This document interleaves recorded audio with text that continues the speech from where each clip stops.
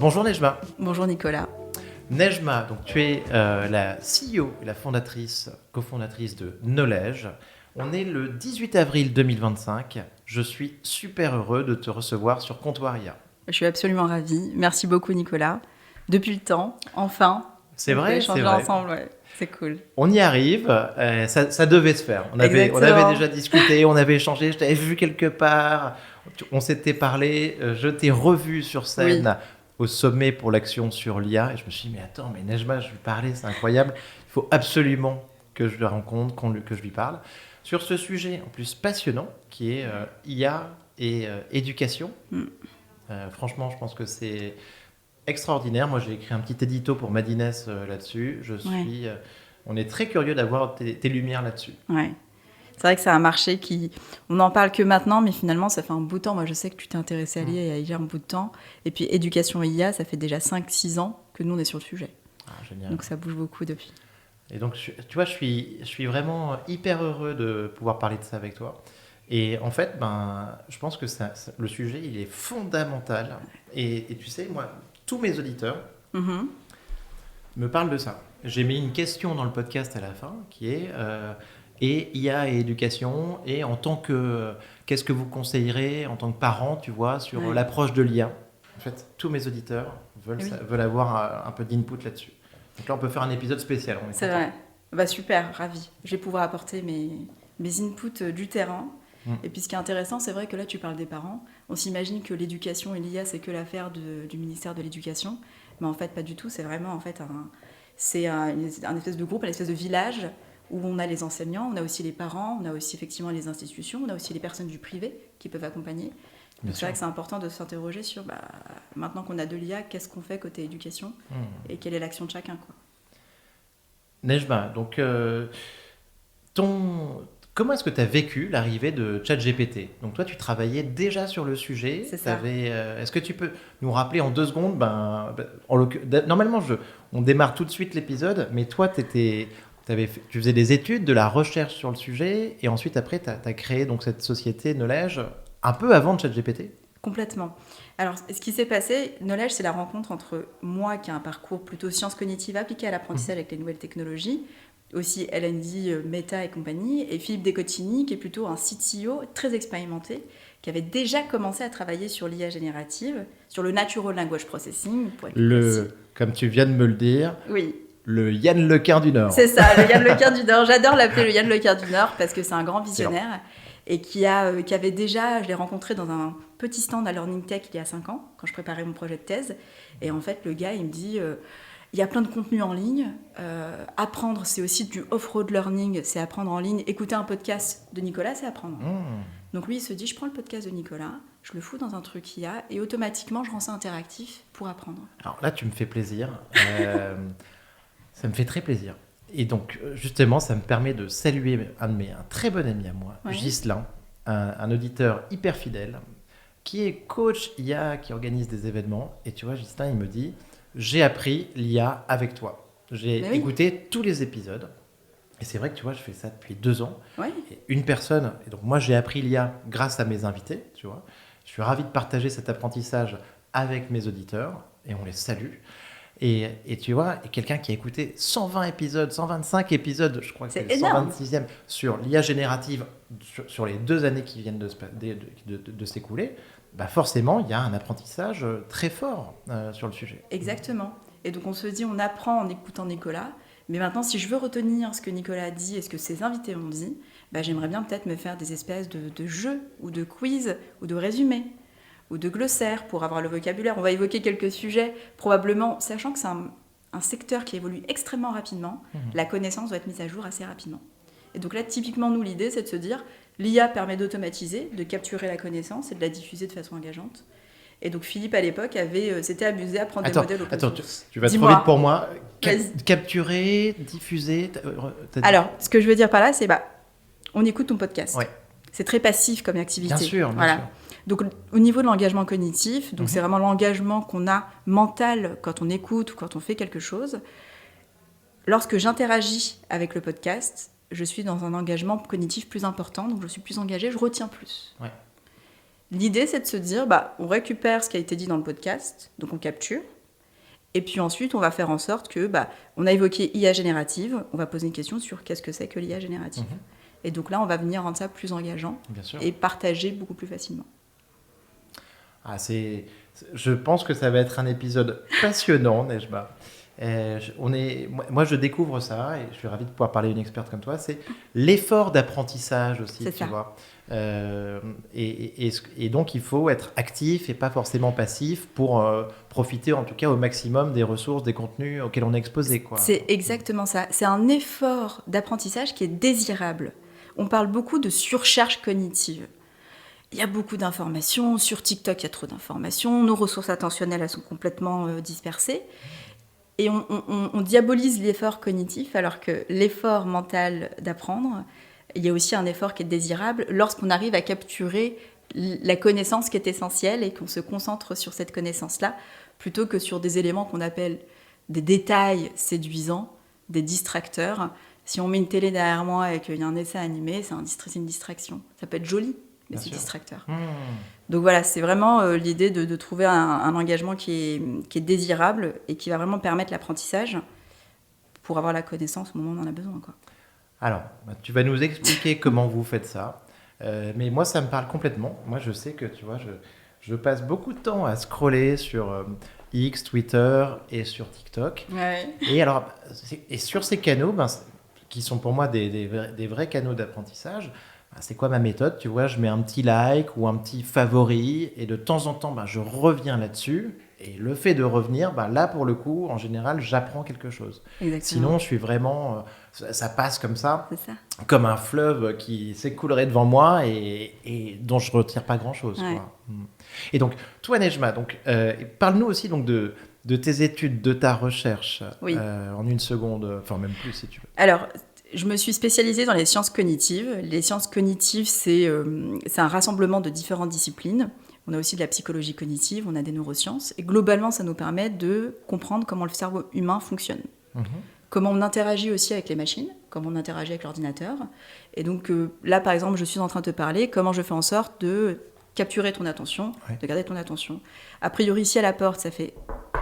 Tout le monde va se mettre à regarder. Donc voilà, c'est comment le cerveau traite les informations et comment on va pouvoir utiliser ça pour développer des produits qui vont permettre d'engager, par exemple, l'utilisateur. Comment TikTok fait en sorte de garder des utilisateurs avec le scroll infini, par exemple. Comment on crée un climat de confiance autour des IA génératives quand on développe un produit. Les sciences cognitives nous renseignent sur le sujet. Et donc, le sujet de ma thèse à l'époque, c'était... Et donc, tu l'as fait encore, cette thèse, hein? Alors, je mène des travaux de recherche. D'accord. J'ai commencé cette thèse quand j'ai rencontré Philippe, et l'idée, c'était de de travailler ensemble sur l'IA générative et quel est l'impact, très exactement, quel est l'impact de l'IA générative sur l'engagement cognitif. La question que les journalistes me posent beaucoup, c'est mais une fois que c'est automatisé, est-ce qu'il n'y a pas le risque de dormir, d'être derrière le volant et de s'endormir? Donc c'était un peu ça la question que je posais à l'époque. Bien sûr. Et donc finalement, aujourd'hui, on mène toujours des travaux de recherche avec l'Université Paris-Nanterre sur ce sujet-là. Voilà. Ah, génial. Alors, Nejma, tout d'abord, une petite question. Est-ce que toi, tu utilises l'IA générative dans ton quotidien? Quel est l'outil que tu utilises le plus? Et est-ce que tu as un petit tuyau, un petit conseil par rapport à ça? Alors, à l'époque, quand OpenAI est sorti, j'utilisais beaucoup de ChatGPT.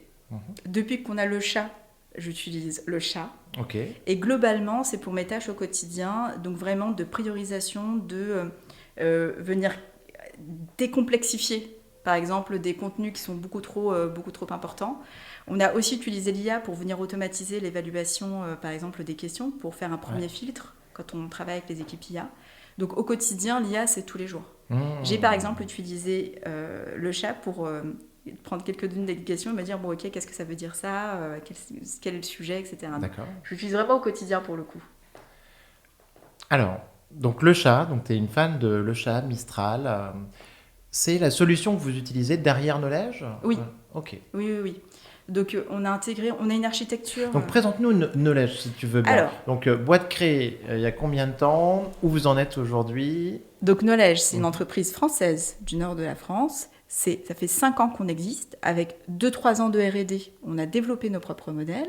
Ensuite, OpenAI est arrivé avec des modèles beaucoup plus performants. Ouais. Et nous sommes passés sur OpenAI.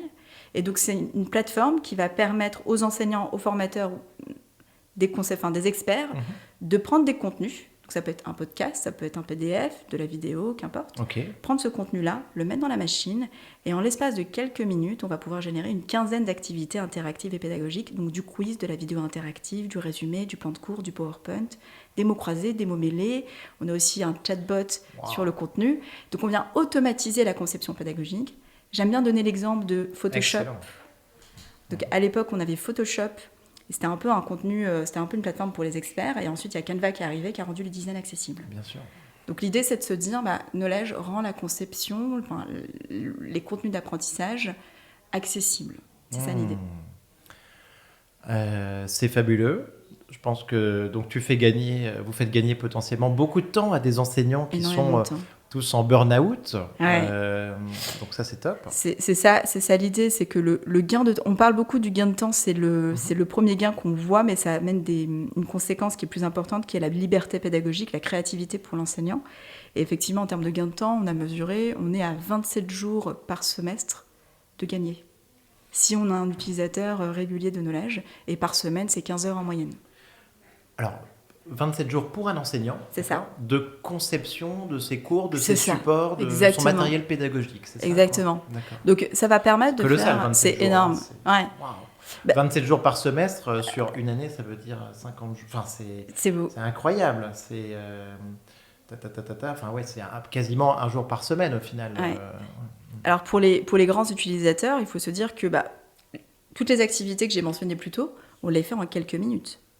Donc on peut partir vraiment de 1 heure de vidéo, d'un PDF, et en l'espace de quelques minutes, j'ai des contenus qui sont personnalisés, adaptés aux besoins de mes élèves, et je peux les modifier, je peux faire ce que j'en veux, je peux le partager à qui je veux. C'est un espace qui est dédié aussi à l'enseignant, où il a le contrôle du début à la fin sur l'IA, avec une IA qui est française, qui est Mistral, et on a un climat aussi de confiance, et un contrôle et une autonomie qui est extrêmement importante.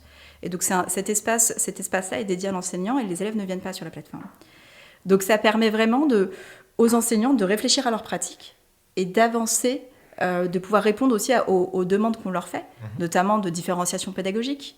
Donc, c'est-à-dire des classes qui sont hétérogènes en termes de niveau. Il faut pouvoir adresser le niveau de tous les élèves, ceux qui sont en décrochage et ceux qui sont extrêmement bons. Et donc l'IA va permettre d'automatiser la génération d'activités et de pouvoir donner le bon contenu à l'élève qui en a besoin au bon moment, quoi. Ah, donc ensuite, en plus, donc des supports personnalisés pour l'étudiant, tu veux dire ? On a une étape, en fait, on a 3 étapes dans Knowledge. C'est l'étape de sélection des ressources. D'accord. Et puis la deuxième étape, c'est le guidage de l'IA. Donc on va pouvoir guider l'IA, et à ce moment-là, on va pouvoir dire je veux que tu te concentres sur la thématique. On va évoquer plusieurs sujets. Avec Nicolas, sur le podcast, je veux que tu te concentres sur la thématique de l'IA générative dans l'éducation. Voilà. Différents niveaux de difficulté, et en fait le fait de pouvoir accélérer la conception va permettre à l'enseignant de générer différents niveaux en fait d'activité. D'accord. Voilà. Excellent. Alors Knowledge, vous êtes 20 personnes, tu me disais, dans l'entreprise aujourd'hui. Vous avez levé 3 millions d'euros. C'est ça. Vous êtes à Paris et dans le Nord alors aussi, c'est ça ? On est à Paris, on est dans le Nord, et on est aussi aux États-Unis. Parce que pendant cette phase de R&D, les modèles en anglais étaient beaucoup plus performants. Et du coup, on s'est exporté aux États-Unis. Et on a eu une très belle reconnaissance. On a été reconnu TechCrunch et SUGSV dans le top 20, où on a représenté la France.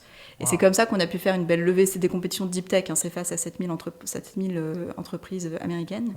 Et on est revenu en France, finalement, lors d'une rencontre à Londres, au BET, avec des représentants de l'éducation nationale qui nous ont dit « Bon, c'est sympa votre truc, ce serait pas mal de l'avoir en français quand même, parce qu'on en a besoin ici. » Et c'est comme ça qu'on est revenu sur le territoire français. Ah, d'accord, je comprends. Et donc, et tu me disais que tu étais à San Diego récemment, tu en reviens. C'est ça. Et enfin, et j'en parlais à l'instant, on t'a vu donc sur scène, au sommet pour l'action sur l'intelligence artificielle à Station F, avec tous les plus grands entrepreneurs, toutes les pépites françaises. Clara Chapaz, la ministre de l'IA, disait « Don't be humble ». Pour dire, en France, en let's fait, be bold. Let's be bold, exactement. Osons, on a tout pour réussir, on a des entrepreneurs de talent. tu faisais partie de ces entrepreneurs sur scène. Et Macron a dit, les 109 milliards, le projet d'investissement dans les data centers, cette annonce très importante pour suivre l'annonce de Stargate avec Trump aux États-Unis sur OpenAI de 500 milliards. Macron a dit, cet investissement, il ne se serait pas fait sans le soutien des entreprises, des entrepreneurs comme toi, comme je pense à Stanislas Paulu, donc à Dust, à Photoroom, Mistral. Il y avait certainement Aude Durand de l'Iliade qui était là. Ouais. La plupart, je les connais. J'en ai reçu une bonne partie sur le podcast. Il y avait Hugging Face aussi. Oui, clairement. Donc, vous étiez là, derrière, pour montrer un petit peu, en tout cas, ce savoir-faire français en matière d'IA générative. Oui. Mais pour le coup, j'ai rencontré la plupart de ces personnes pour la première fois sur scène. Donc c'était assez intéressant aussi pour moi. Raconte-nous ce moment, parce que c'était génial, c'était fou. Mais c'est assez exceptionnel parce que donc il y a eu le moment à Station F, mais la veille on était aussi au Grand Palais où il y avait des chefs d'État, des scientifiques, etc. Ah, j'y étais aussi, c'était super. Et moi quand je suis ressortie de ces deux événements, je me suis dit ah ouais, on a vraiment des gros talents. Et ça, aux États-Unis, c'est vraiment le savoir-faire français est reconnu, mais mondialement, notamment aux États-Unis. Et donc, à Station F, être sur scène avec des personnes, ils sont plus ou moins très jeunes, en plus. Bien sûr. Aude, elle est plus jeune que moi. Il y avait c'est vraiment des gros talents. Arthur, pareil. Et donc, en fait, on a des... C'est la trentaine. Moi, je me sens vieux. J'ai 44. 44, je me sens vieux. C'est vrai sûr que c'est la trentaine. Je suis d'accord. Et oui. Et ce qui est génial, c'est qu'en fait, on a attendu sur scène et on a pu échanger, discuter. Et c'était un peu un moment de rencontre et d'échange. Et très clairement, on a des grosses pépites françaises qui sont reconnues à l'international, en Europe. À San Diego, on m'a parlé de Mistral, on m'a parlé de Scalway, on m'a posé des questions. Et en fait, les Français, on se plaint beaucoup il y a beaucoup de régulations, il y a on protège les données, c'est compliqué, etc. Mais aujourd'hui, ça fait notre force. Et quand on a des solutions comme Mistral, comme par exemple, je parle de Mistral et Scalway parce qu'on travaille avec eux. Je comprends quand tu dis que ça fait notre force. En particulier sur l'éducation, l'éducation est très sensible, la santé aussi, bien sûr. Mais notre force par rapport à l'étranger, où je reprends les États-Unis en Californie, il y a des enjeux politiques aujourd'hui qui créent beaucoup d'incertitudes, pas seulement dans l'éducation, mais dans beaucoup de secteurs. Et finalement, ils se disent ah mais en Europe comment ça se passe ? Peut-être que c'est pas plus mal. Et peut-être qu'il faut qu'on se rapproche quand même de l'Europe, qu'on travaille avec des solutions européennes, parce qu'on a une incertitude et une instabilité qui est trop importante, qui n'est pas du tout rassurante. Tandis que là, aujourd'hui, avec typiquement Mistral, nous, on peut rassurer et déployer massivement l'IA à l'échelle en France, parce qu'on a une IA qui est souveraine, qui est française. Oui, bien sûr.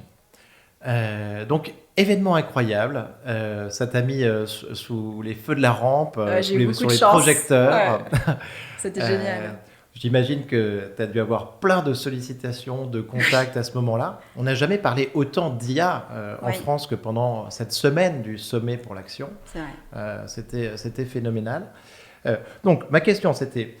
Est-ce que tu utilises l'IA en interne, en externe ? Je comprends que la réponse est oui, c'est Mistral en interne et Mistral en externe d'une certaine manière parce que vous travaillez avec cet outil, vous construisez sur Mistral. Oui.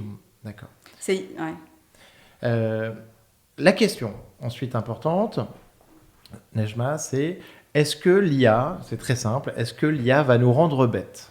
Et alors, j'en parle souvent et on doit te poser la question souvent aussi à toi. Quand tu arrives, tu dis je fais éducation ou éducation et IA en 2025. Je pense qu'il y a plein de personnes qui se posent cette question. Oui. On avait délégué notre mémoire, en tout cas, à nos iPhones qui stockent nos photos, à nos drives, etc. Là, cette fois-ci, on délègue potentiellement notre raisonnement, une partie de nos capacités cognitives. On parle de révolution industrielle cognitive. J'aime bien, moi, me référer il y avait un article, tu vois, sur Google en 2008 qui avait fait beaucoup parler, qui était « Est-ce que Google va nous transformer en pancakes people ?» Ça veut dire on connaît tout sur tout, où la connaissance est accessible en un clic de manière super large, mais par contre, on connaît la taille d'une crêpe, tu vois, une connaissance très fine et pas très profonde. Finalement, je pense que 15 ans plus tard, on se dit que Google nous a pas rendu complètement débiles. J'espère. Enfin, la preuve pour moi, c'est qu'on est arrivé à à ce produit, à cette IA générative en tant que société qui, pour moi, est un énorme progrès. Mais maintenant, où on en est ? Est-ce que tu penses que donc, ça va nous rendre bêtes ou pas ? Ou comment faut-il l'utiliser pour que ça ne soit pas le cas ? Alors tu vois, quand tu m'as posé la question, la première chose qui m'est venue à l'esprit, c'est ce que, encore une fois, dans le marché de l'éducation, ce que les enseignants nous disent. On parlait de gain de temps. Tout de suite, on se dit, en fait, ça va nous permettre de gagner du temps. Et puis, globalement, quand tu gagnes du temps, tu deviens un petit peu lazy. C'est un peu l'idée, quoi. Tu finis par t'endormir et puis à être un peu idiot et à plus être engagé. C'est automatique. On pense toujours comme ça. C'est ça. Ouais. On se dit ça. Et puis surtout, nous, en tant que... On pense gain de temps, mais en fin de compte, on s'est rendu compte que les enseignants, ils nous disent... Le gain de temps, c'est bien, c'est fine, etc. Mais je suis d'accord avec toi. Gain de temps dans la société, ça veut dire lazy. Sauf, tu vois, quand tu me dis ça, j'entends. Je pense juste, de temps en temps, tu vois, des mathématiciens que j'ai pu entendre et qui vont te dire, si je gagne du temps, je trouve un truc plus élégant. Et pour le coup, c'est du génie, tu vois. C'est ça. Pour le mathématicien, tu vois, le gain de temps, c'est du génie. Pour le reste du commun des mortels, le gain de temps, c'est que tu es feignant, paresseux, lazy. Ensuite, qu'est-ce que tu fais ? L'autre question, c'est qu'est-ce que tu fais de ce temps que tu as gagné ?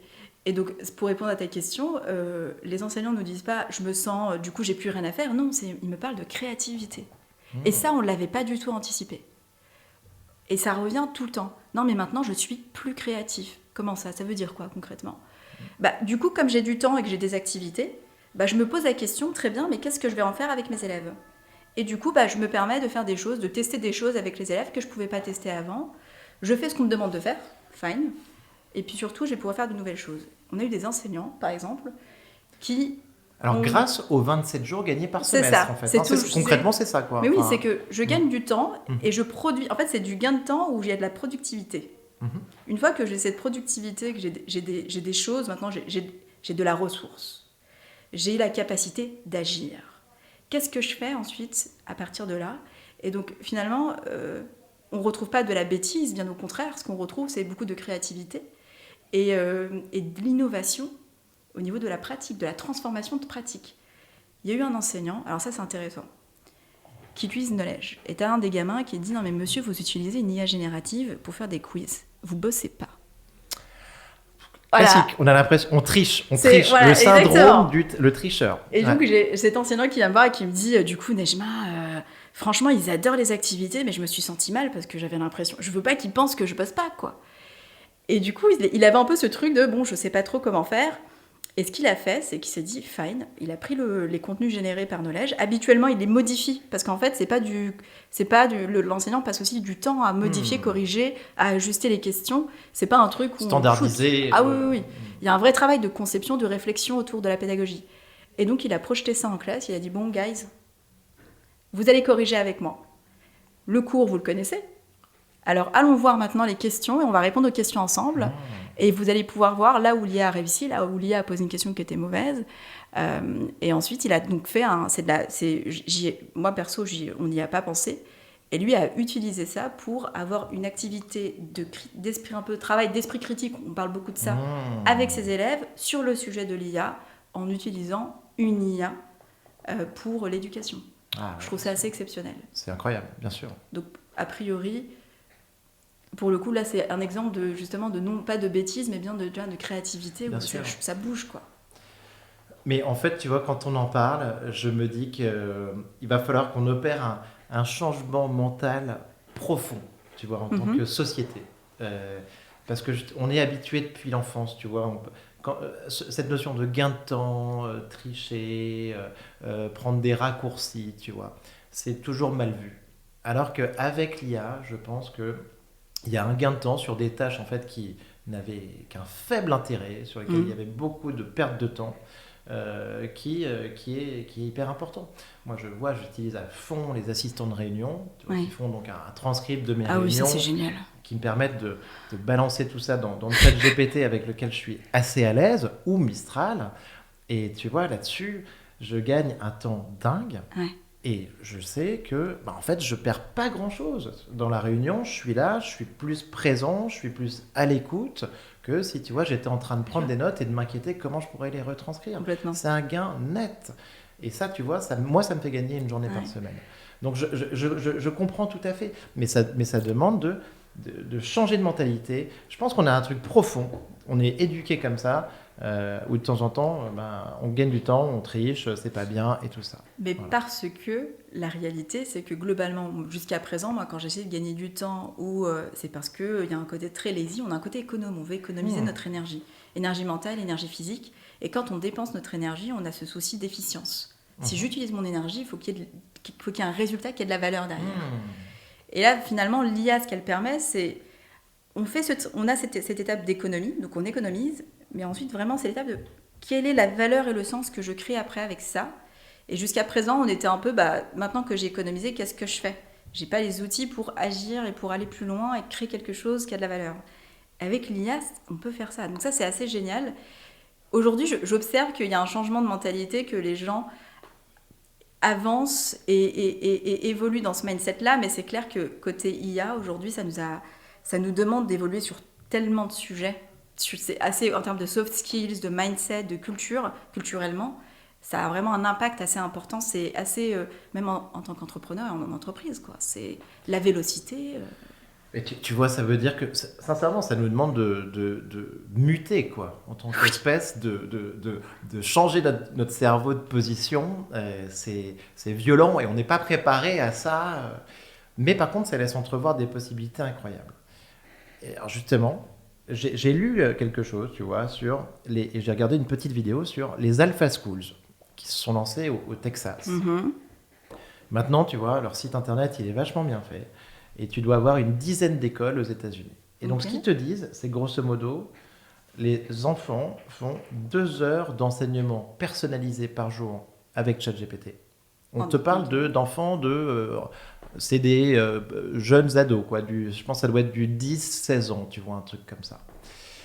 2 heures avec ChatGPT. Et derrière, tu vois, quelque chose qui encapsule un peu ChatGPT pour contrôler cet enseignement. 2 heures personnalisées. Et ensuite, après, avec des workshops. Et après, ils font du sport, ils font des échanges, ils discutent. Voilà, tu as l'impression de la vie rêvée, accélérée. Tu n'es pas en classe, tu vois, à côté du radiateur, bloqué pendant une journée. 2 heures de cours par jour avec l'IA. Et derrière, après, tu fais ce que tu veux, tu profites de la vie, tu fais du sport et tout ça. Quand je regarde ça, tu vois, j'ai vu les témoignages de la fondatrice et de sa fille et tout, qui ont l'air super smart et à l'américaine, tu vois, blonde, peroxydée, alpha school, et ils te disent qu'ils ont les meilleurs résultats des États-Unis, tu vois. Enfin voilà, ça, je me suis dit, est-ce que c'est vrai, est-ce que c'est possible et tout ça. Mais tu vois, quand je t'écoute, je me dis, peut-être, en fait, tu vois. Peut-être qu'on peut avoir un apprentissage comme ça. Donc, on a parlé du côté enseignant, qui gagne du temps, qui gagne des jours par semaine et par semestre. Est-ce que du côté du côté de l'élève, est-ce que tu penses qu'on peut vraiment avoir un apprentissage accéléré de cette manière-là avec vos outils ? On peut avoir... Alors là, pour Alpha School, je ne connais pas vraiment. J'espère que c'est pas du ChatGPT en direct avec les gamins. Je pense qu'il y a... Non, il y a un filtre. Il y a un filtre, il y a quelque chose. Je te rassure. Ouais. Tu les mets pas direct sur ChatGPT. Mais à la fin, ils utilisent un modèle GPT. Mais il y a une interface. En fait, il y a une accélération qui est évidente parce qu'on va pouvoir... On reprend l'exemple des classes qui sont hétérogènes, donc des classes où il y a beaucoup de monde. Et en fait, tout le monde n'a pas le même niveau de maîtrise ni le même niveau de progression. Il y a des personnes qui avancent beaucoup plus rapidement que d'autres et d'autres qui avancent plus lentement. Donc, c'est toujours le même sujet, c'est de pouvoir proposer le bon contenu adapté à ton niveau de connaissance et surtout au moment où tu en as besoin pour pouvoir le mettre en pratique. Et donc, aujourd'hui, l'accélération, elle est, de mon point de vue, évidente côté apprentissage. Alors, tu nous parles d'une personnalisation de l'éducation, des contenus. Mais cette personnalisation, donc je pense que c'est une des possibilités incroyables avec l'IA générative, c'est qu'on peut personnaliser à l'infini. Mais est-ce que c'est une personnalisation étudiant par étudiant, élève par élève ou par groupe ? Aujourd'hui, ce qu'on observe avec Knowledge, dans la pratique, c'est plutôt par groupe. Donc dans la classe, on va avoir plus ou moins 3 groupes différents.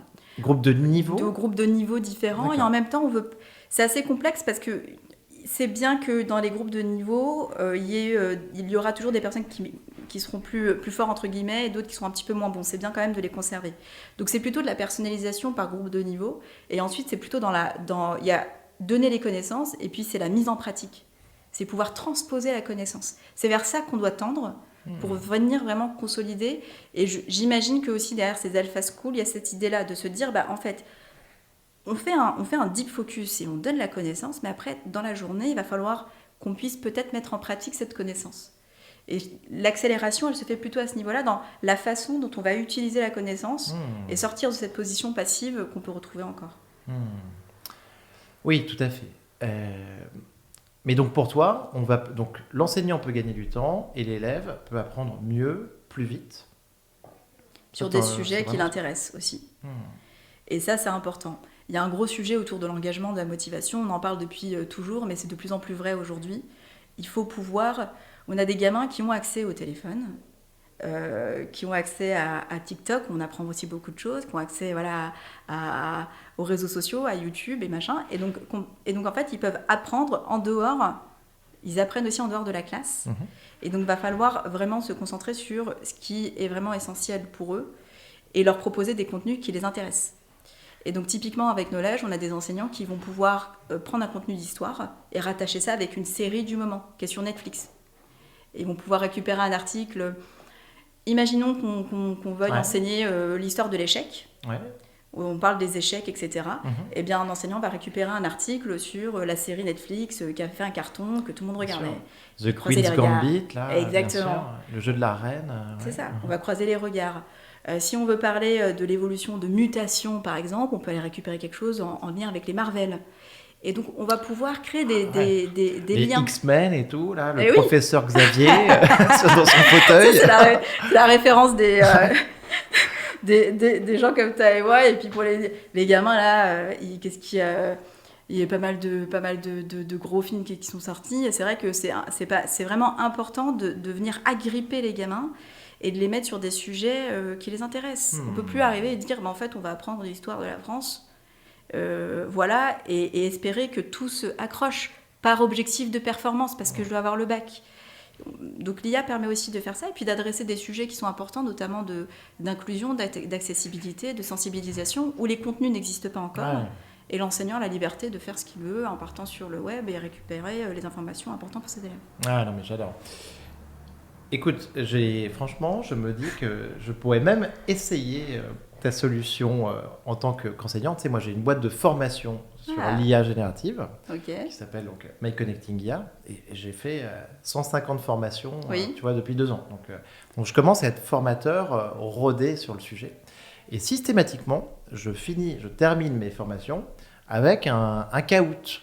Tu connais le Kahoot? Oui. Alors pour nos auditeurs, le Kahoot, ceux qui ne connaissent pas, donc c'est un quiz en ligne gamifié où on gagne si on donne la bonne réponse le plus vite possible. Et tu vois, moi, proposer ça à la fin de ma formation, l'air de rien, c'est game changer parce que ça crée une super ambiance. Après, j'offre un t-shirt, une casquette de mon podcast et les gens adorent, tu vois. Et surtout, tu vois, je leur permets de réviser ce que je leur ai présenté le matin, tu vois, un petit peu sur les grandes définitions de l'IA, comment prompter avec une persona, une action, un format. Et tu vois, je les fais jouer, je les fais réviser comme ça avec ce Kahoot. Et ça cartonne sur l'apprentissage en fin de journée. Ouais. Et en fait, quand tu me parlais tout à l'heure de tes mots croisés, tes quiz, tout ça, tu vois, c'est ça que je retrouve. Et je sais que ça, c'est... Franchement, moi, ça me permet d'ancrer les choses dans la tête des participants. Et ça, la recherche nous le dit. Donc, ce que tu fais, c'est exactement ce qu'il faut faire. Tu fais ta formation, puis à la fin, il faut qu'ils repartent. Déjà, il y a le côté émotionnel. Tu parlais de, ils sont à fond, ils sont contents. Mais c'est important, cette dimension aussi émotionnelle et motivationnelle. Et puis, l'ancrage. Il est clair que quand tu interagis avec le contenu, forcément, on parle de traces mnésiques beaucoup en sciences cognitives. Tu viens l'ancrer et ou la mettre à jour. Et ça, c'est excellent pour l'apprentissage. Ah, écoute, non, mais je suis sûr que c'est assez génial, en tout cas, cette manière d'apprendre les choses, ce côté dynamique. Est-ce que pour toi, donc, l'apprentissage passe par un effort? Oui. Mais ça peut être un plaisir aussi. C'est ça. C'est un plaisir. Je vais reprendre le concept du flow. Est-ce que tu vois le flow? Non, le flow d'un rappeur ou d'un, je sais pas. Alors, on a ce concept en psychologie cognitive, qui est aussi en psychologie positive, du flow. Le flow, c'est quand tu es dans une activité où tu perds la notion du temps. T'es tellement dans un bel équilibre entre tes compétences et la difficulté de la tâche que tu t'en oublies en fait la difficulté de la tâche et t'es complètement absorbé. T'es dans ton flow. T'es dans ton flow, c'est pour ça qu'on dit flow.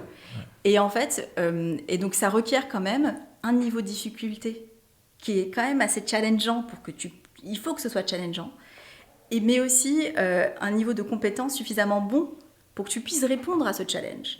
Et cet équilibre-là, on le retrouve aussi chez souvent c'est dans les jeux vidéo, mais aussi pour les Formule 1.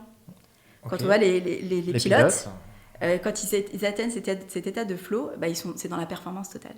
Et donc, t'es dans ton deep work. C'est ça, donc deep focus, t'es vraiment... Et là, tu absorbes à fond. Et donc, la difficulté, elle est importante. Il ne faut pas être dans ce truc complètement lazy. Et donc, l'effort est désirable et on le retrouve dans l'apprentissage. C'est marrant, on parlait de mémoire tout à l'heure. Tu parlais de mémoire avec Google. Sûr. Est-ce que tu penses qu'aujourd'hui, on a besoin de notre mémoire ? Tu vois, c'est une très bonne question. C'est la question. Pardon, je me permets de... Non, mais je te pose la question parce qu'on oublie que... Je pense qu'on en a besoin. Enfin, moi, je vois un peu le cerveau comme un ordinateur et inversement, quoi, tu vois. Et en effet, tu peux faire tourner de la puissance de calcul et tout ça, mais si tu n'as pas de données, de contexte et tout ça, tu ne feras pas grand-chose. Exactement. Et pareil avec notre cerveau. Absolument. Et donc, c'est quand on évoque ces sujets de pouvoir être créatif, avoir un esprit critique, pouvoir innover, disrupter, le aha moment, l'eureka, l'insight peut apparaître seulement si en mémoire tu as de la donnée. Bien sûr. Et donc aujourd'hui, l'effort d'aller récupérer en mémoire les informations, c'est un effort qu'on doit conserver parce que c'est ce qui va nous permettre aussi d'innover et de continuer à challenger un peu le statu quo et puis vraiment avancer, quoi. Et on sous-estime vachement ce côté de difficulté, d'effort qu'il ne faut absolument pas perdre parce que là, c'est là où on devient complètement idiot et complètement bête, quoi. Donc vous travaillez sur des solutions de mémorisation, ou en tout cas pour favoriser la mémorisation des contenus. Exactement. Je vais te donner un exemple. Et ça marche comment ? Il faut deviner quelque chose, se souvenir de quelque chose ? C'est exactement ça. Il y a différentes choses. D'accord. Tu dois soit reconnaître, soit retrouver. Je te donne l'exemple. Un exemple, c'est les flashcards. Donc les flashcards, je ne sais pas si tu vois, c'est les cartes mémo. Ouais. C'est ce qu'on faisait quand on était gamin. On avait cette petite fiche. Je vais mettre par exemple Comptoiria Nicolas Guyon. Qu'est-ce que c'est ? Hop, hop, hop. J'ai la réponse derrière. Très bien. Je pose la question. Je formule la réponse. Donc là, je fais un effort de récupération de l'information. Et je retourne la carte. Si c'est correct, je viens renforcer ma connaissance. Si c'est faux, eh bien là, je vais mettre à jour et j'apprends. Donc c'est vraiment des exercices comme ça qui vont obliger l'effort cognitif qui est désirable, de récupération de l'information et de génération d'une réponse mentale. Faut devoir générer quelque chose, faut apprendre quelque chose. Il faut pouvoir récupérer l'information pour ensuite la formuler. C'est ça l'idée. Mais alors, tu vois, c'est très intéressant. Donc, on parle de la mémoire, justement. Donc, la mémoire, je pense qu'on se dit tous les deux qu'elle est importante, en tout cas. Est-ce qu'on en a besoin ? Tu nous l'as dit, pour avoir un eureka moment, on en a besoin. Et alors maintenant, allons un cran plus loin, justement, sur le raisonnement. Donc, la question qui fait peur à beaucoup de parents, beaucoup d'étudiants d'ailleurs aussi, qui te le disent. Il y a des jeunes, en fait, qui ne veulent pas utiliser l'IA générative. Moi, c'est des parents qui me rapportent ça. Énorme. Qui ont peur, tu vois. Je ne parle pas de la majorité, mais certains qui disent « Non, je ne veux pas utiliser ça, ça me fait peur. J'ai peur que ça réfléchisse à ma place, tu vois. » Donc, ma question, c'est, est-ce que tu vois, donc on parlait de la mémoire, mais sur le raisonnement, est-ce qu'on risque pas est-ce que c'est pas un danger de déléguer ce raisonnement et de se dire maintenant à chaque fois je vais demander à ChatGPT très rapidement et je vais avoir la réponse, tu vois, en un prompt. Donc je vais arrêter de faire l'effort pour avoir la réponse. Est-ce que tu vois ça fait pas peur ce fait d'arrêter de réfléchir, de confier ça à l'IA? Honnêtement, je vais parler de moi avec l'usage de l'IA. J'ai remarqué que quand je posais des questions, par exemple, à une IA pour aller récupérer, en lien avec un raisonnement, pour l'instant, c'est rarement au niveau que j'attends. Donc par contre, j'ai une frustration. C'est intéressant de voir que je suis frustrée quand l'IA ne comprend pas. Et je me dis, mais non, mais là, c'est idiot, il faut que tu ailles plus loin. Et donc ensuite, je fais cet effort-là. Mais Je pense qu'il y a vraiment un risque d'être un peu trop passif et d'être trop dépendant parfois de cette IA. Mais c'est un peu une forme on parle beaucoup de métacognition. C'est nous-mêmes maintenant en tant qu'individus, on doit s'interroger, comme on s'interroge sur est-ce que j'ai bien mangé aujourd'hui, est-ce que j'ai fait suffisamment de pas, est-ce que j'ai fait voilà. Et ben j'ai le sentiment qu'avec l'usage de l'IA générative, il y a un sujet d'autorégulation qu'on a dans tout, qu'il faut pousser davantage et mettre de plus en plus en avant.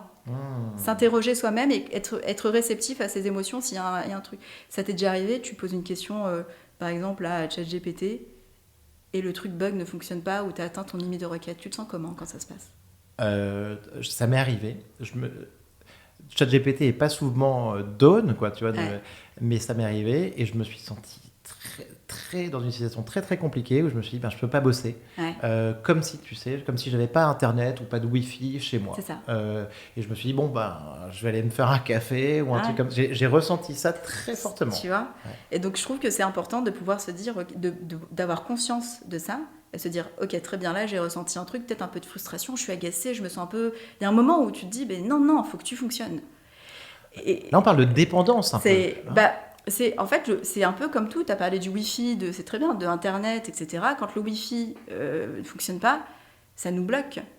Mais on a une solution B, qui est le partage, par exemple, de ta 5G. Et donc, avec l'IA, il faut qu'on comprenne que c'est un outil, comme un autre, qui peut à un moment donné shut down. Et donc, il faut déjà avoir d'autres solutions alternatives. Tu vois, c'est un peu ça. Et se dire, c'est possible que ça shut down, et quand ça shut down, je suis capable d'avancer en autonomie. Et ça, c'est dans tout. C'est pour la voiture, c'est pour le téléphone, c'est pour tout. Quand il n'y a plus d'électricité, qu'est-ce que tu fais ? Tu n'as plus de lumière, qu'est-ce que tu fais ? Alors, oui, tu vois, mais je ne sais pas si... Je comprends que c'est ce qu'il faut. Il faut aller vers ça, Nejma. Je le comprends, mais je ne sais pas si j'y crois. Je me dis, tu vois, est-ce qu'on risque pas d'être dans... Je pense que dans le futur, on va être dans un bain d'IA. Oui. C'est Laurent Alexandre notamment qui disait ça. Et tu vois, on va baigner dans l'IA, ça va devenir une infrastructure autour de nous. Et en fait, comme le Wi-Fi, comme l'électricité, comme le courant, donc ça veut dire que partout autour de nous, on aura accès à l'IA générative. C'est ça.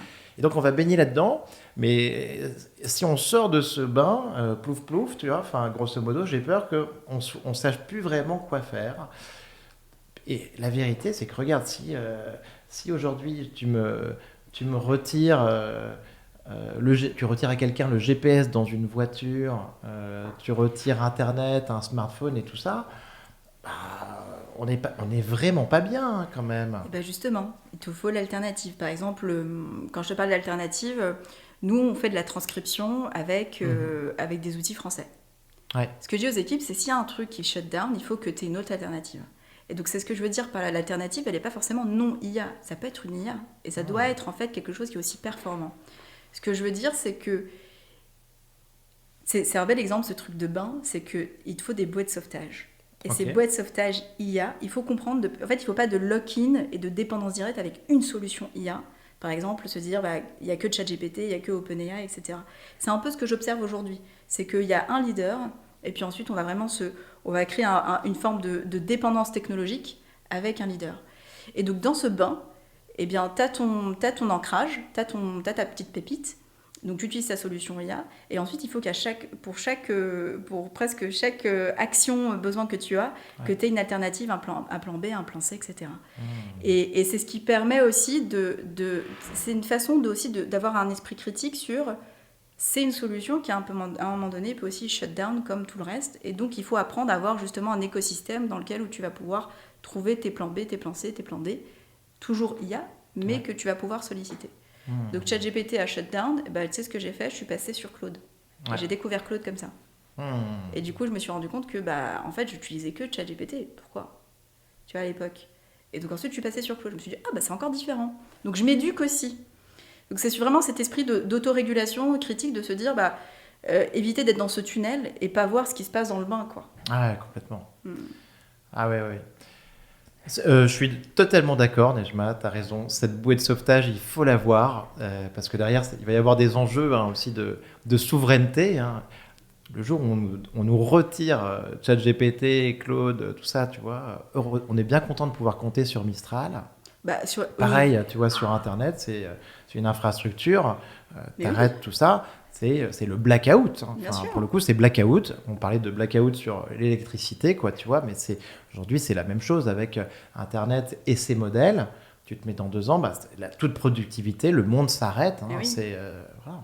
Et donc, mais littéralement, par exemple, avec l'éducation nationale, donc au départ, on était du coup sur des modèles OpenAI parce que c'est ce qu'on avait nous. Ouais. Et ensuite, on nous a demandé, on nous a dit, voilà, maintenant, il faut qu'on soit sur du Mistral. Et nous, on avait préparé le terrain, on avait bossé. Et comme Mistral aussi avait avancé, on a pu intégrer Mistral. Et donc, Mistral est devenu la référence. Et finalement, c'est les Américains qui sont devenus nos pots de sauvetage. Wow. Ça, c'est intéressant. Et donc, et ça, c'est hyper rassurant pour aussi de se dire on est sur quelque chose qui est français, qu'on maîtrise, on comprend, on est en interaction directe avec ces acteurs-là, donc on peut aussi résoudre les problèmes opérationnels. Demain, il y a un problème sur OpenAI, ben moi, je ne peux pas appeler le CTO d'OpenAI et lui dire mon coco, j'ai tous les enseignants de toute la France qui sont bloqués. Ouais. On ne peut pas avancer, on est dépendant. Là, les bureaux, enfin, tu vois, tu les as rencontrés, ils sont à côté, on peut vraiment avancer. S'il y a quoi que ce soit, on peut agir, donc on garde une forme d'autonomie pour agir. Et je pense, nous, on s'est déjà retrouvés dans ces situations-là, mais je pense qu'on n'est pas les seuls ZTech ou start-up, où à un moment donné, on se retrouve avec des grands géants et en fait, ils nous lockent et on est dépendant et on ne peut pas agir. Et ça, c'est très problématique aujourd'hui, mais ça, je sais que tu dois échanger beaucoup à ce sujet-là, de souveraineté. Ouais. Ça nous empêche d'avancer. Ah non, mais c'est hyper important. C'est très difficile d'être juste caché derrière une API et de ne connaître personne. Vous avez vos modèles Mistral et vous pouvez tourner avec, en fait. Exactement. Et puis il y a aussi d'autres institutions qui ont développé leur propre modèle et on se plug à leur modèle. Donc on a fait en sorte d'avoir une architecture qui est agnostique et qui est scalable et on peut passer d'un modèle à l'autre hyper rapidement en fonction de la demande. On travaille avec l'armée, par exemple. L'université de Rennes, qui a fait aussi, qui est très innovante et qui a vraiment développé ses propres modèles et qui avance très rapidement. Et donc, on peut très facilement, c'est un peu des Legos, changer les Legos, les placer différemment et pouvoir scaler. Ouais. Donc ça, c'est essentiel aujourd'hui. Sinon, on est toujours dans cette dépendance, dans ce lock-in qui est compliqué à gérer. Nejma, donne-nous un peu des chiffres. Knowledge aujourd'hui, vous travaillez avec l'éducation nationale. Il y a combien de profs qui utilisent, combien d'élèves qui sont impactés? Est-ce qu'il y a d'autres pays? Tu peux me dire des choses un peu là-dessus ou pas? Knowledge, on est présent dans pratiquement 25 pays. Parce qu'on a commencé par les États-Unis, mais aussi au niveau de l'Europe. On est aussi en région LATAM, on a des investisseurs qui sont du Brésil. Donc on est à l'international. En moyenne, pour le marché français, au niveau des enseignants, on a à peu près à 450 000 enseignants qui utilisent la solution aujourd'hui. 450 000 Qui sont à un moment donné rendus sur la plateforme et vraiment testés et qui ont utilisé l'IA générative. On est quasiment sur tout le territoire français. On s'est déployé à peu près 1 an et demi, 2 ans. Et puis en termes de gain de temps... Tu as un partenariat avec l'éducation nationale ? On a mis en place, ça s'est fait en 2 phases. Donc, phase d'expérimentation au niveau des territoires numériques éducatifs, c'est comme ça qu'on les appelle dans l'éducation nationale. Et donc, l'Académie Nancy-Metz, avec qui on a fait un POC et aujourd'hui on a des enseignants qui l'utilisent. On a la région Île-de-France qui a mis à disposition la solution à tous les enseignants de tous les lycées de la région. Donc tu vois, ça fait déjà 1 an qu'on a ce partenariat-là. Et pareil avec l'Académie Grenoble, l'Université de Rennes, Académie de Rennes, Bretagne, Occitanie. Donc voilà, on s'est vraiment déployé c'était important d'être sur tout le territoire parce que les enjeux ne sont pas les mêmes. Les besoins ne sont pas les mêmes en fonction des territoires. Bien sûr. Et donc ça permet d'adresser ces sujets-là assez rapidement. Donc en France, voilà, c'est pour ce chiffre-là. Et puis ensuite, au niveau des élèves... 450 000, mais c'est énorme quand même. Les enseignants, tu vois, en 3 mois, à peu près 3-4 mois, quand on s'est déployé en France, on a signé quasiment 90% de ces territoires pour expérimenter l'IA générative. Il y a combien d'enseignants en France ? Un peu plus de 800 000, je crois. Ah ouais. Ah, et donc la moitié, c'est déjà très bien. Il y a on a pas mal de... Il y a des centres de formation, il n'y a pas que l'éducation nationale, il y a les business schools, les centres de formation, on a aussi des organismes de formation professionnelle. Et ils accèdent à Knowledge sur leur ordinateur ou ils peuvent le faire aussi sur une tablette, un mobile Sur la tablette et sur l'ordinateur. D'accord. C'est vraiment... Et ces enseignants, c'est des étudiants... Parlons des enseignants, et je comprends qu'il y a la formation aussi, mais sur ces enseignants, leurs élèves, c'est de quel âge à quel âge, grosso modo On a le primaire, collège. Primaire, ouais. D'accord. Les activités, en fait, c'est un outil qui a été développé en co-construction avec les enseignants.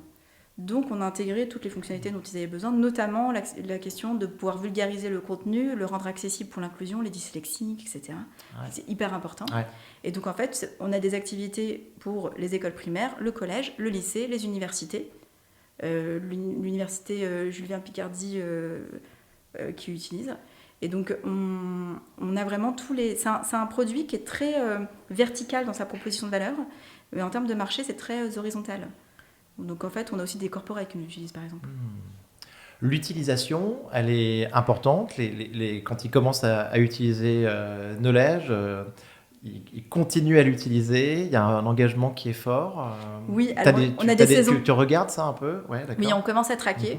Et donc, on a des saisons. Donc, par exemple, avant les examens, ça bosse beaucoup. On pense que les profs ne travaillent pas pendant les vacances. C'est faux.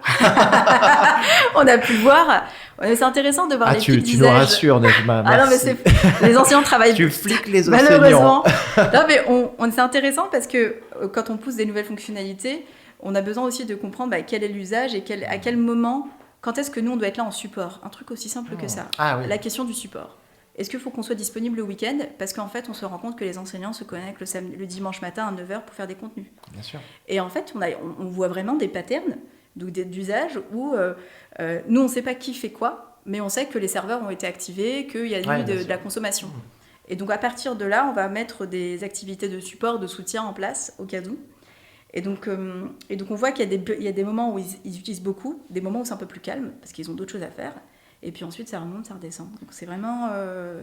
Mais tu dois avoir, en fait, avec les chiffres que tu me donnes, ça doit consommer un paquet de tokens Mistral, tout ça.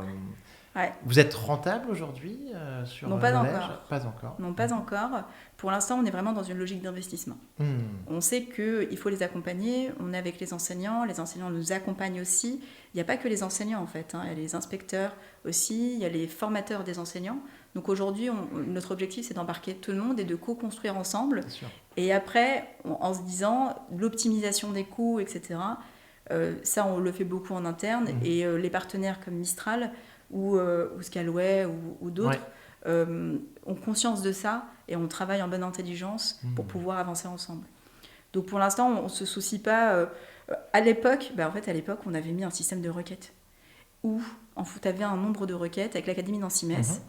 Et donc, c'était 50 requêtes par enseignant. Et pourquoi lui, il a machin, mais lui, il a consommé plus, et pourquoi... Et en fait, ça a freiné l'usage.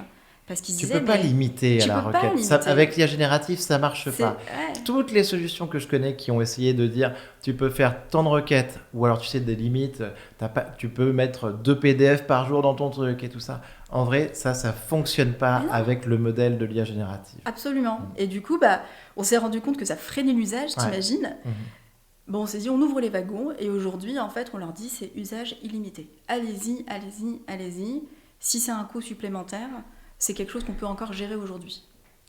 Mais tu vois, et c'est un concept très important dont je reparlerai ici. Mais j'ai vu un podcast avec Elad Gil, qui est un investisseur américain, que je trouve assez extraordinaire. Et il parle tu vois, avec l'IA générative, de units of cognition, d'unités d'intelligence, tu vois. Et il dit, c'est ça qu'on vend. Et quand tu vends ces unités de cognition, quoi, tu vois, d'intelligence, c'est intéressant. Tu peux pas dire stop, tu vois. Enfin, tu vends ça, il faut que ça soit possible de scaler, et c'est fondamental. Vous faites une levée de fonds, vous allez annoncer quelque chose bientôt? Ça, j'en parlerai peut-être plus tard. Mais on y songe parce que là, on est plutôt dans une bonne position. Et puis, on a eu beaucoup de chance parce qu'on a été accueillis de façon exceptionnelle au niveau des académies. Bien sûr. On parle de l'éducation comme un marché qui est très conservateur. honnêtement, ça a été les premiers à nous ramener sur le marché français, à nous soutenir, à financer aussi une partie des développements. Donc on a eu énormément de chance et un accueil assez exceptionnel. J'en profite pour les remercier parce que vraiment, ils nous ont énormément aidés. Et donc aujourd'hui, on est dans une bonne position, effectivement, pour passer à l'étape supérieure, probablement, et magnifique. Qu'on aura cette levée. Mais tu vois, je trouve que c'est fondamental. Parce que, bon, on a Mistral, heureusement, mais au-delà du méga modèle, de OpenAI et tout ça, de la course à l'IA, pour moi, ce qui compte, et c'est ce qu'on essaye de faire avec ce podcast aussi, avec les meet-up que j'organise, j'espère que tu viendras un jour, c'est tout simplement, tu vois, peu importe, même si on n'a pas le contrôle d'OpenAI, de ChatGPT, de Claude, si notre population, tu vois, utilise à fond l'IA, au niveau de l'adoption, on a des millions de Français qui utilisent l'IA, bien sûr, qu'on a des millions d'étudiants qui sont formés grâce à l'IA, bah pour moi, on a gagné, en fait. Tu vois, c'est ça qui compte. C'est l'adoption, c'est l'utilisation, plus que le contrôle du modèle. Et ça, c'est ce que tu participes à faire avec ta solution. Exactement. Et c'est tout l'intérêt. Tu vois, le truc d'architecture agnostique, je trouve que c'est un peu barbare quand on en parle. Et ouais, c'est Philippe qui m'en parlait. Il me dit, Nejma, tu comprends pas. Il faut qu'on fasse ça. Je dis, non, mais c'est de l'over-engineering. Là, tu te prends la tête. Il faut qu'on fasse du business. C'est un peu les débats qu'on a, nous, en interne. Et il me dit, mais non, Nejma. Parce que tu vas avoir plein de modèles. Tu as des trucs qui seront des baies de sauvetage, des trucs qui seront ton ancrage. Mais nous, il faut qu'on garde le contrôle sur notre service à nous. Et donc, on fait nos Lego, mais in fine, ce que veut l'utilisateur, on va pouvoir lui proposer. C'est exactement ce qui est en train de se passer. Et je suis entièrement d'accord avec toi. L'enjeu, c'est de se dire, on a cette flexibilité de liberté, de choix qu'il faut conserver. Et dans cette liberté de choix, on garde le contrôle dans le service qu'on propose. C'est là où on a c'est là où est l'enjeu. Et c'est clair que quand même, il faut dire ce qu'il y a, OpenAI a réussi à démocratiser. Enfin, quand on regarde les courbes ChatGPT, c'est un truc de dingue. Sam Altman a révélé le week-end dernier que, effet de surprise, qu'il y avait 800 millions d'utilisateurs de ChatGPT ou 10% de la population mondiale, alors que sur les derniers chiffres qu'on avait, on parlait de 400 millions. 400 millions, 800 millions, c'est pas la même chose. C'est pas la même chose. Mais c'est exceptionnel. Et il me semble que j'avais vu un espèce de graphique où on voyait que c'était même plus rapide que TikTok. Enfin, c'était un truc exceptionnel, ChatGPT. Mais ce qu'ils ont fait avec le chat, mais c'est un truc en psychocognitif aussi, on le voit, tu vois, le temps de latence. Jusqu'à présent, les chatbots, c'était horrible. Et là, ils ont fait un chatbot avec un temps de latence qui est quasi nul. Et c'est ça qui a créé, avec la valeur, tu vois, la compréhension du bot, qui a créé en fait cette explosion. Et nous, ça nous a aidés sur le marché, parce que en fait, avant OpenAI, on n'était pas assez performants. On n'arrivait pas à avoir quelque chose des contenus qui fonctionnaient, quoi. Et quand OpenAI est arrivé, bam, nous, ça nous a permis d'exploser. Ah, je comprends tout à fait. On dit, tu vois, j'ai déjà entendu des exemples sur le droit aussi, sur les avocats. Avant, donc GPT-3, GPT 3.5, ça marchait pas, tu vois, pour des avocats, c'était pas assez précis. GPT-4, d'un coup, en fait, tout est devenu possible. Voilà. Et c'est phénoménal. Nejma, j'ai entendu parler de quelque chose, je ne sais pas si tu as entendu parler de ça, mais que les étudiants, les collégiens, les lycéens, 4e et seconde, allaient avoir des cours d'IA. Tu en as entendu parler de ça ou pas ? Oui, ça j'ai vu passer, je ne connais pas le dossier, mais j'ai vu passer sur les réseaux. Je suis curieux d'en savoir plus. Si tu as un bon contact à me filer à l'éducation nationale pour parler de ça, bien sûr, avec ça plaisir. pourrait être intéressant. Dans tous les cas, donc c'est une bonne chose, c'est une bonne nouvelle. Bien sûr, mais c'est important de les embarquer dès maintenant, et puis ils en demandent. Donc c'est apprendre avec l'IA, ce que tu proposes toi, mais apprendre l'IA aussi, on est d'accord. Bien sûr. Ce qui est, on le sait, tout le monde le sait, c'est essentiel, et ils se posent des vraies questions. J'ai une gamine qui m'a demandé, d'accord madame, mais concrètement, qu'est-ce que je dois apprendre aujourd'hui au collège pour faire de l'IA plus tard ? Et en fait, et puis c'est compliqué de j'ai essayé de lui répondre, mais en fait, il se pose vraiment la question, mais du coup, plus tard, qu'est-ce que je fais là ? On fait de l'histoire, on fait du français, on fait de l'histoire géo, on fait des maths, et on nous dit que l'IA c'est important et que l'avenir c'est l'IA, mais moi, j'apprends pas de l'IA en classe, donc... C'est une question très profonde. On pourrait faire un épisode là-dessus. Tu vois, c'est comme tu me dirais, mais comment j'apprends à faire de l'Internet, tu vois, aujourd'hui. Tu vois, la question, faire de l'Internet, ça veut dire quoi ? Ça veut dire que tu te sers d'Internet pour accéder à des ressources. Mais ce qui était intéressant, c'est qu'elle a posé cette question après on était 4 à intervenir, à expliquer notre parcours avec des parcours complètement différents, mais à la fin, elle n'avait pas sa réponse, quoi. Elle dit, vous êtes bien mignon, vous êtes bien gentil, j'ai bien compris que c'était génial, que vous faisiez des choses différentes, mais aujourd'hui, je vois pas comment on fait. Tu vois ? Nejma, j'ai une petite question aussi pour toi. Alors là, je m'adresse un peu à la chercheuse que tu es sur la cognition et tout ça.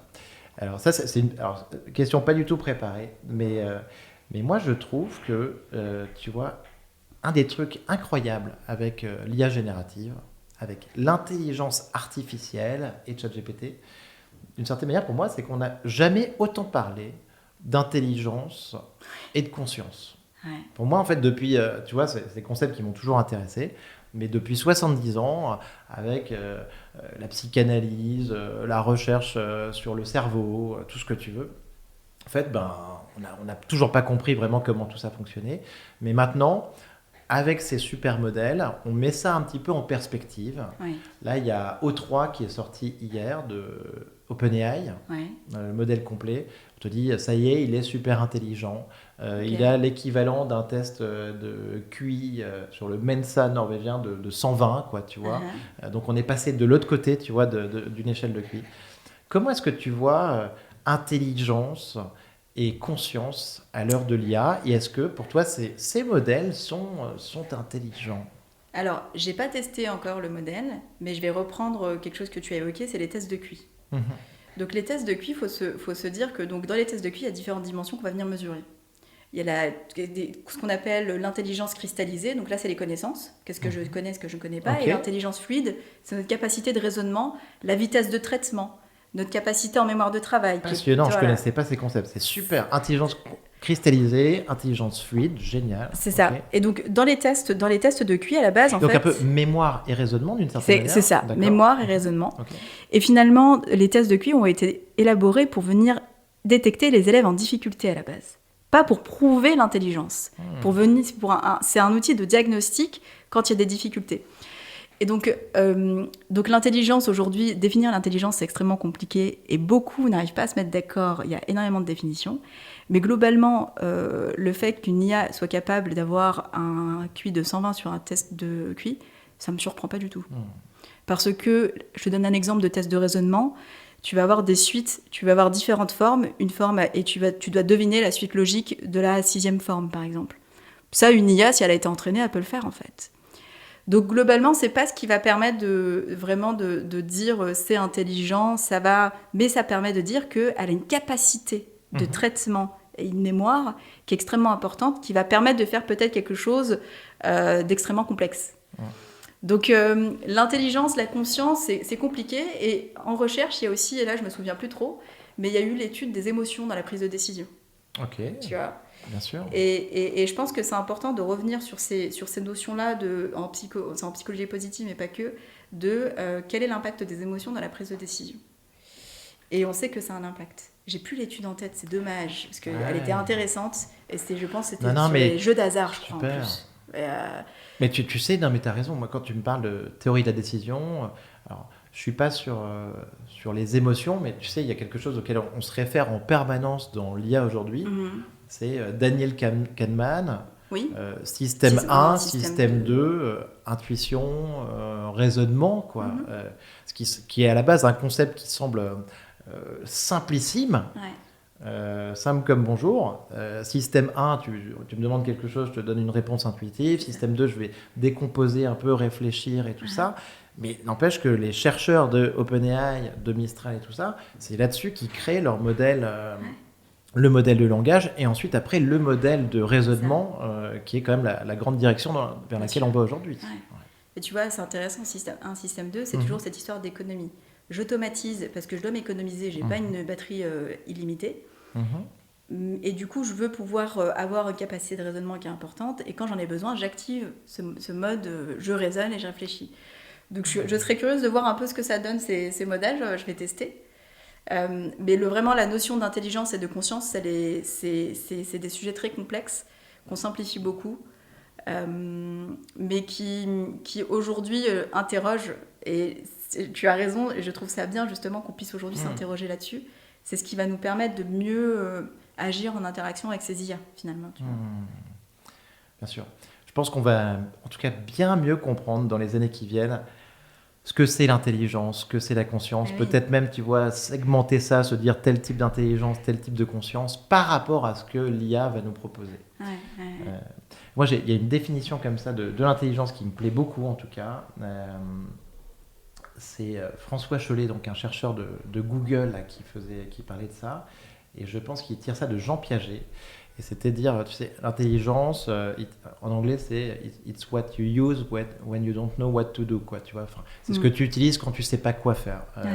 Et ça, en tout cas, c'est une définition qui est marrante, qui est intéressante. C'est intéressant parce que donc il y a cette définition-là, mais dans la compréhension, on estime parfois, comment on peut définir ça, c'est se dire, tu as compris quand tu peux appliquer tes connaissances dans une situation nouvelle que tu n'as jamais rencontrée. La généralisation. C'est ça, c'est de se dire, c'est un peu comme l'intelligence, se dire, tu es dans une situation problématique, tu n'as pas la solution, mais tu as des informations en tête qui peuvent te permettre de trouver une solution. Cette capacité de généraliser ta connaissance à une situation nouvelle, c'est aussi, il me semble, une définition qui est donnée de la compréhension, tu vois. C'est passionnant ça. Merci beaucoup Nejma de nous partager. C'est excellent, j'adore ça. Un conseil Nejma pour les parents à l'heure de l'IA. Un conseil pour les parents. Alors, moi je suis pas. C'est vrai. Mais très jeune. Non mais néanmoins, j'interagis avec j'ai eu beaucoup de discussions avec les parents. C'est vraiment être partie prenante en fait de cette réflexion autour de l'IA et de vraiment contribuer, d'échanger, de garder l'esprit ouvert et de tester soi-même aussi ces solutions-là. Il faut embarquer, quoi. En gros, vraiment, le premier conseil, c'est y aller. C'est évident. Voilà. Tu peux pas parler de cette technologie, conseiller tes enfants dessus, si toi, tu ne l'utilises pas. Ça va trop vite. Mais oui. Et c'est marrant parce que j'ai un de nos investisseurs qui me dit il y a sa fille qui a utilisé ChatGPT. Et il me dit, mais elle est venue me voir en me disant, elle m'a donné une information sur l'histoire. Et je lui ai dit, non, mais c'est faux, c'est pas vraiment ce qui s'est passé. Et la petite lui a dit, mais si, papa, ChatGPT l'a écrit. Ah, ça, c'est compliqué. Voilà. Et c'était intéressant parce que il s'est tout de suite dit, ah oui, donc il faut vraiment que même moi qui suis quand même dans le secteur, que j'en parle que j'en discute et qu'on travaille ensemble avec mes enfants, parce qu'ils ont une perception aussi de la réalité qui n'est pas la même que la nôtre. Pour elles, à partir du moment où c'est écrit, c'est que c'est vrai. Bien Comme sûr. Nous, à l'époque, quand il y a un truc sur un livre, on se dit, le livre l'a dit, donc c'est vrai. Voilà. Mais c'est un sujet compliqué. Tu sais, dans mes formations et tout ça, on dit souvent, il faut commencer avec l'IA générative, avec ChatGPT, sur ton domaine d'expertise. Parce que c'est là-dessus que tu peux voir justement, il y en a de moins en moins, mais tu peux voir des hallucinations, des choses... Exactement. On est sur un mécanisme probabiliste, et donc il peut te sortir quelque chose qui est faux, qui n'est pas factuel, et voilà. On te dit, donc tu dois démarrer sur ton domaine d'expertise. Mais c'est vrai que un enfant, par définition, n'a pas forcément un domaine d'expertise préalable, et donc il va arriver sur une vérité, pas 10 liens Google, mais une réponse à un prompt. C'est ça. Et c'est hyper engageant, et donc il doit se dire, ça peut être faux, c'est probabiliste, sans, tu vois, pouvoir comparer ça avec ce qu'il connaît, quoi. C'est compliqué. C'est hyper intéressant ce que tu me partages là, parce que ce sujet des hallucinations, et c'est pour ça qu'on a autant d'enseignants sur Knowledge, c'est qu'on ne part jamais d'une page blanche, on a toujours un contenu de référence que l'enseignant choisit. Et ça nous permet de maîtriser les hallucinations et de ne pas avoir d'hallucinations ni de biais. Les hallucinations, peut-être, c'est les erreurs que peut commettre l'IA, en fait. C'est un peu, moi, j'aime bien appeler ça le bullshit de l'IA. Ouais. Et en fait, c'est vraiment ça. Et finalement, c'est... Si l'information est trop rare ou trop récente dans le modèle, comme il est conversationnel, il est encouragé à te répondre, il peut te raconter des cracks. Exactement. Tu me poses une question, je connais pas la réponse, plutôt que de dire, Nicolas, tu vois, tu m'as posé la question sur Alpha School, je connais pas, je sais pas ce que c'est. Je te dis, ah ouais, purée, c'est génial leur truc, mais tu sais, ils ont fait ça. Puis tu vas me croire parce que en plus, j'ai une casquette d'expert potentiellement. Ou, question trop récente, à une époque, c'était le Premier ministre français, ça a beaucoup changé. Date de cut-off du modèle fin d'entraînement, on invente quelque chose. Il y en a de moins en moins quand même, les modèles ont énormément progressé. Mais malgré tout, si on n'a pas ce domaine d'expertise, et c'est marrant parce que tous les mois, on teste en fait les modèles, on évalue la pertinence. Et quand je veux tester, je prends des contenus en psychologie cognitive parce que je vois tout de suite quand ça délire et quand ça délire pas. Donc effectivement, ton analyse, elle est extrêmement pertinente. Les gamins, en fait, ils sont pas... À part si tu lui mets un dessin animé éventuellement, quoi. Bah, moi, mon fils commence à être très calé sur Dragon Ball, tu vois. Ah ouais. Ah oui. Excellent. Je fais tout le manga avec lui, là, tu vois. Tu sais que je suis une grande fan de Dragon Ball Z. Phénoménal. Et il y a une vraie mythologie, tu vois. J'avais un peu oublié ça parce que moi, j'ai un âge avancé. Mais il y a une vraie mythologie avec des personnages et tout ça. Et c'est un plaisir de partager ça avec lui. Mais c'est génial que tu fasses ça avec ton gosse. Dragon Ball Z, c'est excellent. Mais c'est excellent. Oui, t'es vraiment la caméra. Je vais pas faire ça parce que avec mes frères, on regardait beaucoup Dragon Ball Z et c'est vrai que t'apprends pas mal de choses. Et tu vois, typiquement, aller sur ces sujets d'intérêt, partir des sujets d'intérêt pour enseigner aussi l'IA, c'est important, je trouve. Merci beaucoup, Nejma. Dernière question. Est-ce que tu as un livre ou un film de science-fiction ou autre à nous recommander ? Alors, un livre, parce que je le lis en ce moment et je trouve qu'il apporte beaucoup de réponses, en tout cas, moi personnellement en tant qu'entrepreneuse, c'est Marc Aurèle. L'empereur. Voilà. Et vu les tensions, en fait, toutes les questions qu'on se pose au quotidien, c'est des questions... il y a un peu quand même aujourd'hui la question du bien et du mal. Comment on crée de la valeur, comment on continue à créer de l'impact, comment on porte une vision qui est forte et qui va nous obliger à faire des choix qui vont parfois nous déplaire. Comment on continue à œuvrer pour l'intérêt général et pour créer de la valeur en faisant, entre guillemets, les bons choix, même quand ces choix-là nous paraissent pas forcément bons. Et Marc Aurèle, dans son bouquin, il y a énormément de passages, c'est des pensées, et je trouve que ça éclaire énormément sur ces questions-là, qui sont, je pense que ça touche à peu près tout le monde, et il est important de savoir, aujourd'hui, quand on fait des choix, les conséquences sont 10 fois plus importantes. C'est la première fois, je ne sais pas si c'est la première fois, mais on voit bien que c'est plus un sujet de technologie aujourd'hui, c'est un sujet aussi politique. Géopolitique. Bien sûr. Et on a parlé de souveraineté, mais en même temps, la souveraineté ne doit pas nous freiner, ça doit toujours être au service. C'est ça, t'expliquer, maintenant, si tout le monde est sur OpenAI, qu'est-ce qu'on fait ? Je pense que porter une vision, porter une mission qui a de l'impact, c'est aussi se poser les questions qui font mal et ne pas avoir peur d'y répondre. Et Marc Aurèle aide vachement pour ça. Voilà. Donc un savoir immuable, vieux de 2000 ans. Voilà. Mais toujours très actuel. Mais je l'entends très bien. Super. Ouais. C'est ce que je lis en ce moment. Magnifique. Nejma, merci beaucoup d'être venue dans le podcast. C'était un plaisir d'échanger avec toi. Merci à toi. Moi, je suis très curieux. J'ai envie d'essayer Knowledge pour peut-être faire des supports pour les apprenants sur mes formations. Ah ouais. J'espère. Oui. Je trouve des accès dès que je sors d'ici. Ah, magnifique. Nejma, mille merci. On va suivre votre solution. Bravo pour ce que tu fais, pour le fait de nous permettre d'apprendre mieux grâce à l'IA générative. Merci aussi pour le temps que tu fais gagner à nos enseignants. Donc c'était trop cool. Merci beaucoup, Nejma. Merci beaucoup. Merci, Nicolas. C'était vraiment un plaisir. Et je suis ravie d'avoir... on a bien échangé, c'est chouette. Donc merci beaucoup. Merci, Nejma. À bientôt. Bravo, vous avez écouté cet épisode de Comptoir IA jusqu'au bout. Pour me soutenir, merci de le partager à 2 amis ou de le relayer sur les réseaux sociaux et de le noter 5 étoiles avec un commentaire sur Spotify ou Apple Podcast.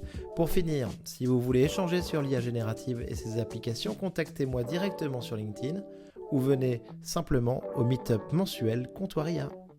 À bientôt.